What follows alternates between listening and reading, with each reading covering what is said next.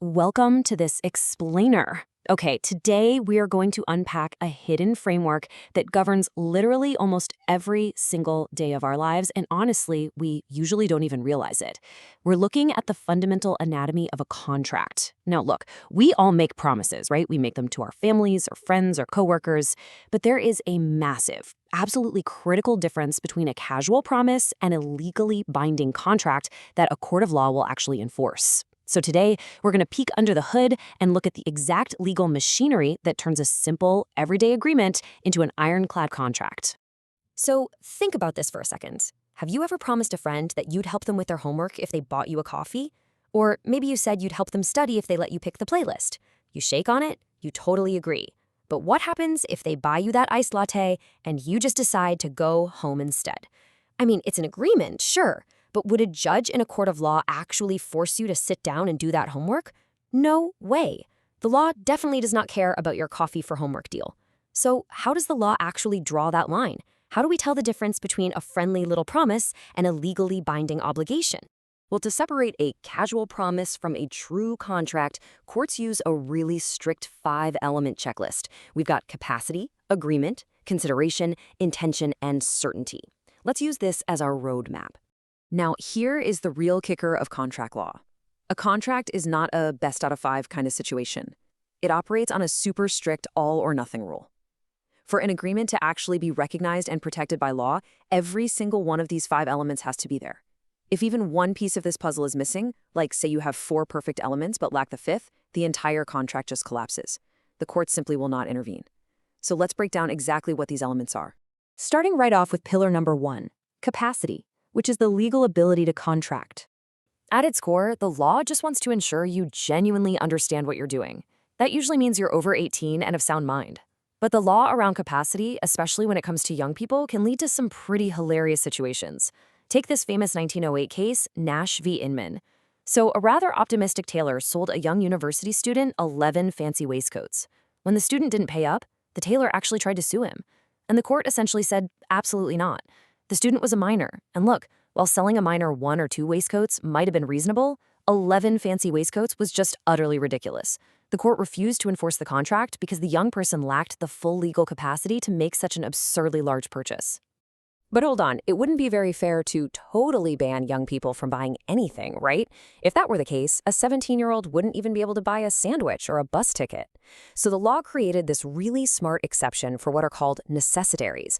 These are items appropriate for a young person's specific age and normal life circumstances. Think food or housing. If a 17-year-old university student is renting an apartment near campus, that housing is a necessary, meaning a lease agreement would likely be enforced despite their age. It's actually a pretty brilliant balancing act by the courts. Moving right along to pillar number 2, agreement, or the meeting of the minds. Reaching a legally recognized agreement isn't just about nodding your head and saying, yeah.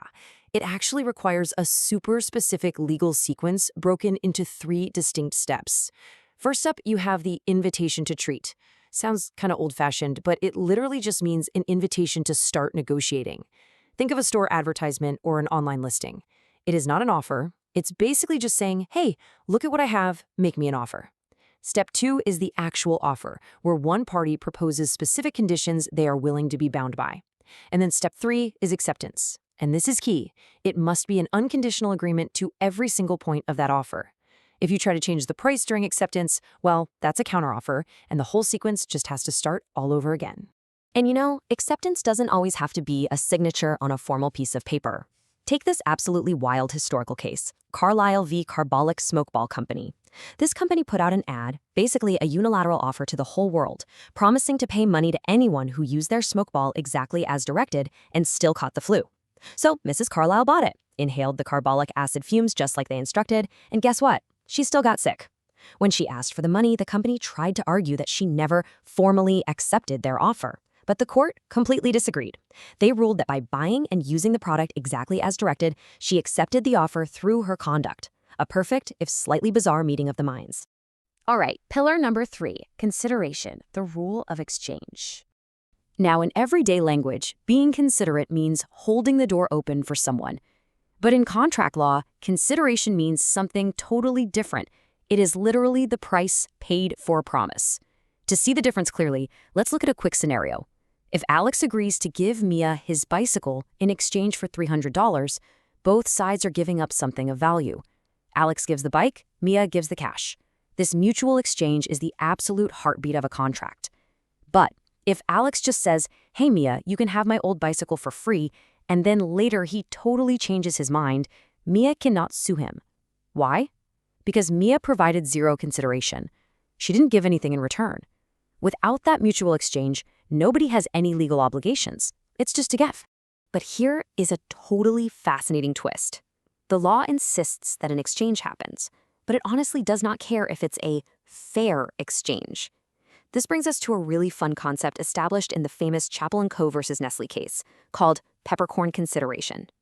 The rule is that consideration must be sufficient, but it doesn't need to be adequate. What that really means is, if you want to sell a rare $1,000 coin to your best friend for just $5, or even a single peppercorn, the court says, hey, fine by us. As long as there is some token amount of value being exchanged, the legal requirement is completely satisfied. So, the crucial takeaway here is that this exchange has to be bargained for as part of the deal itself, which brings us to a very strict rule. Past consideration is no consideration. Imagine you spend your weekend washing your neighbor's car just to be a nice person. Afterwards, your neighbor is so thrilled that they promise to pay you $20. Well, if they never actually pay up, you can't enforce that promise. Why? Because you washed the car before the promise was ever made. It wasn't an exchange bargained for in the moment. Your good deed is completely in the past, and legally speaking, it cannot count as consideration for a brand new contract. Which brings us to pillar number 4, intention to create legal relations.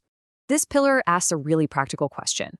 Did the people making the deal actually expect a judge to get involved if things went wrong? I mean, courts really don't want to waste their time managing family squabbles, so the law relies on legal presumptions. Like we see in the case of Balfour v. Balfour, if a mother promises her son a trip to the movies for mowing the lawn, the court presumes this is just a social agreement. They presume neither party intended for it to be a legally enforceable thing. However, if a local cafe orders 50 pounds of coffee from a supplier, the court's starting expectation is the exact opposite. Commercial agreements are presumed to be legally binding right out of the gate, because business literally relies on enforceable promises. And finally, pillar number 5, certainty and completeness, which is all about the need for clear terms. So look, even if you check every single other box we just talked about, a court simply cannot enforce a contract if it doesn't actually understand the obligations of each party. Let's look at this brief little exchange. Someone advertises, brand new surfboard for sale. A buyer replies, I'll take it. The seller says, sold. Sounds like a totally done deal, right? But look a little closer.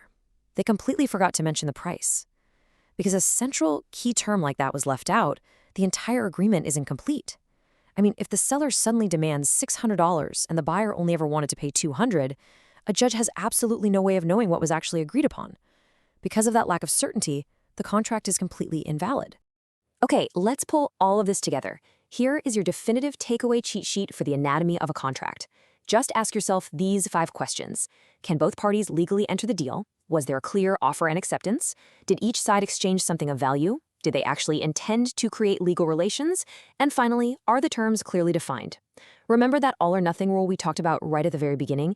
If you can confidently answer yes to every single one of these questions, well, congratulations, you have a legally binding contract.